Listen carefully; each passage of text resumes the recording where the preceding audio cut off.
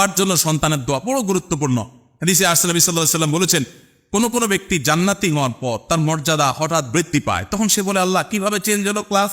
আমি তো এই ক্লাসের জান্নাতি ছিলাম, আমাকে আপার ক্লাসে দেওয়া হলো কিসের ভিত্তিতে? আমি তো কোনো আমল করে যে নিজের মর্যাদা বাড়াবো, এখন সেই স্কোপ তো শেষ, আমি শেষ, আমি তো মৃত্যুবরণ করেছি। তখন আল্লাহর পক্ষ থেকে বলা হবে, বিদুআ এই ওয়ালাদিকা লাক, তোমার সন্তান তোমার জন্য যে দোয়া করেছে দুনিয়াতে, ওই দোয়ার কারণে তোমার এই ক্লাসকে বৃদ্ধি করে দেওয়া হয়েছে। এই জন্য বাবা মার জন্য দোয়া করবো তো ইনশাআল্লাহ। অনেকে আছেন মমতাময়ী মাকে হারিয়েছেন, বাবাকে হারিয়েছেন, বহু মানুষ আছেন যে আপনার সুদিন আপনার বাবা দেখে যেতে পারেন নাই, আছে না? অনেক কষ্ট মা করেছেন, কিন্তু আপনার সুদিনটা দেখে যেতে পারেন নাই, নাতিপুতিগুলো অনেক আছেন না এরকম? মা বাবার জন্য চোখের পানি ফেলে দোয়া করবেন, এটাই তাদের সবচেয়ে বড় উপকার হবে এই মুহূর্তে, সবচেয়ে বড় উপকার।